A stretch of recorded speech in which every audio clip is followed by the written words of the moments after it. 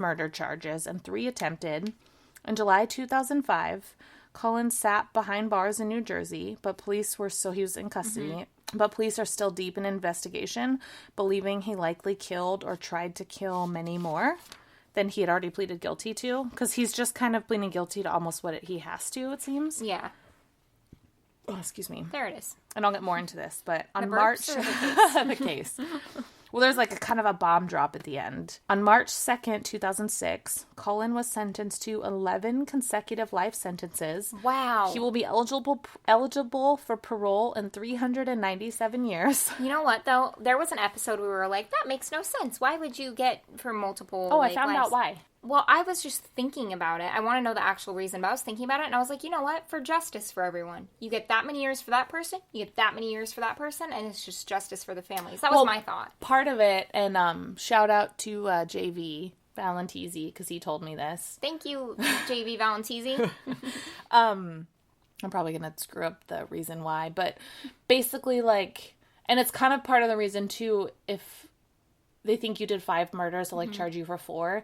If they give you a separate life sentence for, like, each count. So let's say you're charged with 5 counts of murder, right? Okay. They do 5 life sentences because let's say one of those comes back and like, oh, you didn't do 1.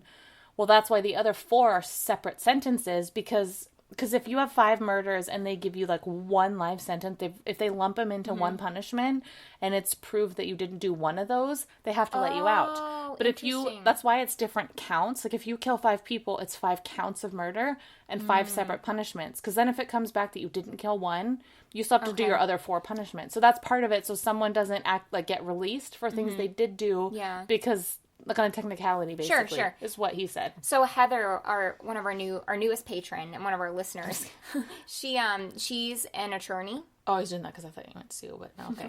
She's an attorney, so I was going to be like, ooh, maybe we can ask Heather, and she can verify, if too. I'm wrong, if stupid JV is wrong, then let us know. Yeah, let us know if he's dumb or not. Yeah. Thanks, Heather. Put him to the test. But that makes sense. Put him on trial. Yeah. Valentisi's on trial. Let's find out if he's dumb or not. Yeah, not Caitlin or me, but Valentisi. Yeah, I'm just repeating what the Piper told me. That's all we do. We just repeat things.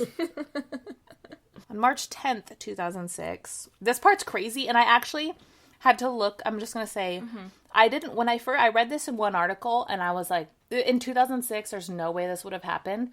And I wasn't going to put it in here and tell you guys until I found it at least 5 articles, and I did. It's true. Okay. This is going to sound insane. Okay.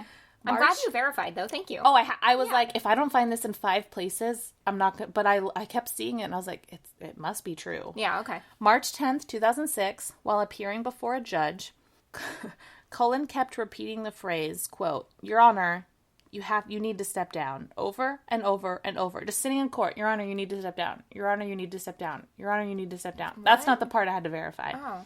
The judge actually had him gagged with a mesh veil, but he kept trying to repeat the phrase. So eventually, they put duct tape over his mouth in court. And, like, literally, I was like, that would not have happened, especially in 2006. Huh. Yes, they gagged him and put tape over his mouth. I'm surprised they didn't just throw him out of the room, but I think he has to be there for his own trial. Yeah. Yeah, you can't not be there. Yeah, you have to be there. Yeah. He was given 6 additional life... This was a sentence hearing, so he was given 6 additional life sentences.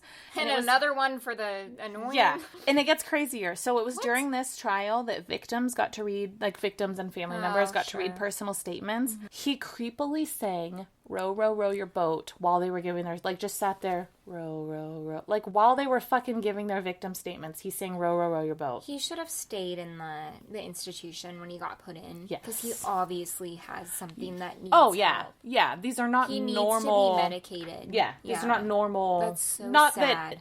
It's crazy. As far as motive, Cullen said that he gave each and every one of those patients a lethal dose of meds to spare them from going into cardiac arrest. So that's why they call him the quote-unquote angel of death. He said he just couldn't bear to witness attempts to save victims when the victims would suffer. He believed he was helping and saving people by murdering them. Which is... saving them from suffering. Yeah, like most of his patients were like 60, I think it was 61 and older. Like when you put a pet down because they're suffering. Yeah. I have mixed feelings about that. Well, and that's this next part too. Investigators say the way he killed them would have caused them to suffer. Like, they had painful deaths. Yeah. So this motive contradicts his actions and his method. Like, his method of murder was painful. Yeah. They would have been sick. So and, like, either way, they would have been in pain, so why even do it? Yeah, so he didn't give them something that made them peacefully go to sleep and not wake up. He gave them something that would cause a painful death. Oh. Cullen also told police that the decision to murder was always impulsively decided in the moment. He said he thought about it all the time, but he wouldn't decide until he was, like, in their room. This is one. Like, he thought about killing people all the time. That's almost creepier. Yeah. Ooh. Which also makes his quote-unquote motive seem more like bullshit. Oh, yeah. He didn't, like, watch them like, oh, this person's gonna suffer. He was like, this looks like one who I need to put down. Like, yeah, no. I don't believe him. He said that most of his life was spent in a fog, like, quote, and he actually blacked out. He says he blacked out during most of the murders. In some cases, he actually denied the charges until he was shown medical records, and then he'd be like, oh, yeah, that was me. Like, he'd be like, I never met them. And they'd be like, here's the record. Oh, yeah, that was me. And he says it's because he blacked out. So the big question, why was he so easily able to move hospital to hospital after so many suspicious deaths, which I've kind of touched on? Like I said, I kind of mentioned it because a lack of reporting requirements for hospitals. At this time, they were only required to report suspicious deaths in the most extreme cases. Like, extreme. That doesn't seem fair. No, and failing to do so, like, hardly had any consequences. It was essentially just a small fine. On top of this, hospitals generally didn't provide much previous employment information, again, because of fear of lawsuits. So if a hospital would call, they weren't like, oh, don't hire him, like, a lot of people died, because they didn't want to get sued for that. So they were like, yeah, he was fine. There's so much shady shit in the history of medical stuff, which they talk about a lot in Dr. Death. But this case caused Pennsylvania, New Jersey, and 35 other states to create new laws giving basically, and this is interesting, but they basically are giving hospitals immunity when they provide truthful and negative information about medical professionals who worked for them. So essentially, if a hospital calls and like, how was Nurse Cullen? And they're like, oh, we don't have any proof, but we think he killed these people. Like, they're immune. So they can say that. Yeah, because it's not the hospital's fault. Yeah. Yeah. And they need to know that so the next hospital doesn't hire that person. Yeah. Oh, so last note. So I have to burp.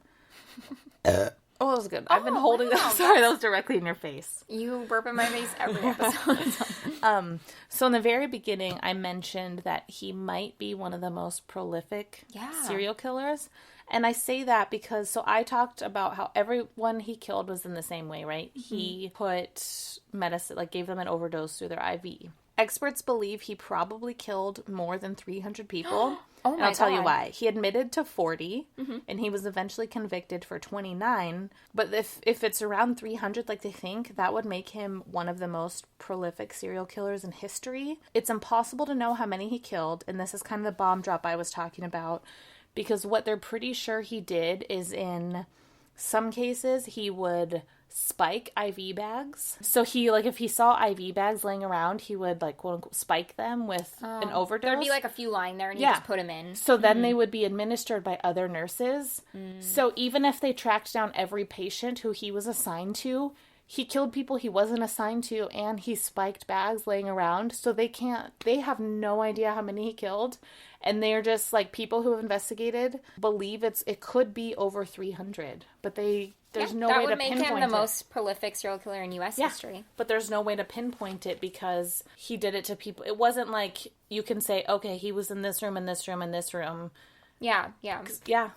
So that's the story of the fucking rat bastard, year of the rat, year ratty, rat, bastard face, rat. I feel bad for rats. We're giving rats a bad name. Rats have a bad name on their own because they're fucking rats. Yeah, but I looked up a lot of rat information because I want to do like a montage. You would. Rats are actually cleaner than cats. I want someone to take that to trial. I don't believe this. We need a judge to confirm. Don't believe it. That was good. Thank you. Jeez, excuse you. That was good beer. Yeah, it was. That was a great story. Thank you, Paul and Gail. Yes, thank you. And Evan for getting us the second one. Oh, yeah. I guess. Thanks, Evan. Oh, there were a couple things. Oh, so the podcast that I wanted to just talk about. Oh, I was like, this podcast? No, it's not even a podcast. It just, for some reason, it made me think of that. So, I don't know if you guys have seen Surviving R. Kelly, and I don't know why it took me so long to watch. I haven't. Oh, I cannot stop thinking about it. I'm going to give you a very, very quick elevator speech about Wait, it. what platform is it on? Netflix. I think it's a Netflix exclusive. Okay. If you need access to Netflix and you don't have one, just call Caitlin. Call your parents. Don't call me. Anyways. I don't even have my own Hulu. I use Christy's Hulu. I'm just going to say, it's not going to spoil you, Caitlin. Caitlin keeps plugging her ears. That's why I keep saying that. I'm not going to spoil anything. But I'm just going to say, I think it's 5 or 6 episodes long. They're each about an hour. Okay. I watched them all in 2 days. Wow. I could not stop watching it. I did not know. You know that R. Kelly is, like, bad and gross. And he slept with an underage girl and peed on her. And there's a video of it. Like, but that's all you kind of know. Yeah. This documentary, a big number of the victims talk to the camera point blank in a black room and share their stories with R. Kelly. And he had an abusive childhood. He had sexual history where a family member sexually assaulted him. It goes into talking about, well, he slept with a 12-year-old girl and married her when she was 15, saying she was 18. He kidnapped... Wait, you're spoiling this. No. I don't know any of this. Don't spoil. Okay. I didn't know any of this. So I just said those 2 things. There are, like, 5 more things. You just said, like, 7 things, not 2. There are triple... Okay, no more. Don't spoil any more. Okay, I'm not going to say... I don't even watch trailers. I'm not going to say specific things. I'm not okay with this. Okay. I'm not okay. I don't watch trailers. That's how much I don't like anything being spoiled. I'm not going to say what happens next, but there are, like, 3 times that's the first episode. That was enough of a spoiler. No more. I literally hate you right now. You're fine. I'm on a manic attack. You're okay. Okay. I'm sorry, everyone. No, it's just me. I have an issue. The next dramatic. 6 episodes go through, like, way more than that. It gets even crazier than that. Like, I could not believe what he's still doing. And he's been awaiting trial since July, but these things started happening in, like, the early 90s. Wow. And people knew. Yeah. People he worked with knew. And there's so many instances of, like, girls who are preteens. Some people always know. It's like, you always hear about these type of cases, right? Same with Epstein, where... Yeah. It's like, oh, everyone knows that Epstein is a gross old man who sleeps with teens. Then fucking call, like, do something. Then if everyone knew, I didn't know. Right. But, like, why is he, like, he goes to parties, brings a 15-year-old, and everyone's like, oh, that's just Epstein bringing young girls. Fucking call the police. What is wrong with you? And people were, like, sympathizers were like, R. Kelly just likes young girls. I'm like, that's not okay. What is wrong with you people? So, yeah. Not you people. You have to watch it. It blew my mind. And now, like, the mute R. Kelly, like, hashtag thing that happened around the same time as Me Too, like, I totally get it. And he wrote Ignition after the P video came out, like, which I didn't realize. I still want to love that song. I love that song. And you can't deny that he's a wonderful singer. Yeah. And that he was a music genius. But, like, and they talk about that issue in it's the show. This is going to be super unpop, but, like, it's kind of the same with Michael Jackson. No, I still absolutely. listen to Michael Jackson's music. Yeah. I'll admit it. But I'm very torn with all of that. And the thing with R. Kelly, too, is it's sad because all of his victims are black women or brown women, like Latino women. Mm-hmm. And they say it multiple times in the podcast. I keep calling it the podcast. It's a TV show. Yeah. They say it multiple times. If this had happened to all white girls, he would have never, ever got away with it for so long. Yeah. And it's so true. It's so sad, and you have to watch it, guys. And it depends how much money you have too, because Epstein. Mm-hmm. Well, yeah, it really depends. Yeah. I don't know. I shouldn't keep talking about Epstein. The reason I brought this up is because I almost picked him for the Year of the Rat because he's such a rat, and I was like, that's not really. I want to do something that actually has to do with, like, rats, but, like, speaking of. No, sorry, finish. No, I don't want to plug something. No, just that's essentially it. But if you haven't watched it, please watch it, and if you have, I want to hear your opinion because I can't stop thinking about it. And I went to Bar Method this morning, the like athletic class I do, and they were playing "I Believe I Can Fly," which is an R. Kelly song, and I was so torn because I was like, "Oh, this is very inspirational," and then I was like, "Oh shit, it's R. Kelly," and then I just felt like the whole time I was like, "I wish they'd turn it off." I feel so uncomfortable. Yeah, I feel so uncomfortable, but I'm not going to ask them to turn it off. Yeah. I don't know. Anyways, continue. Please watch it, guys. No, I'm just going to plug a song that was sent to me by someone who I won't name. Is it Gabrielle? Yeah. After I did the Biggie case, she sent me this song called Devil's Work by Joyner Lucas. Did you ever listen to it? No. It's pretty ballsy of him. It's good, but he's like, I won't say all the lyrics, but it's obviously, I'm not going to say all the lyrics. You just know them all. I'm like, wow, I really like this song. I really do, but it's very ballsy of him, but he's literally like, give us back Tupac and take Suge. Like it's that kind of song where he's Wow. like, and he says, give us back so-and-so, take R. Kelly, give us back Biggie, take Trump instead, he's more of a threat. Like but it's a good,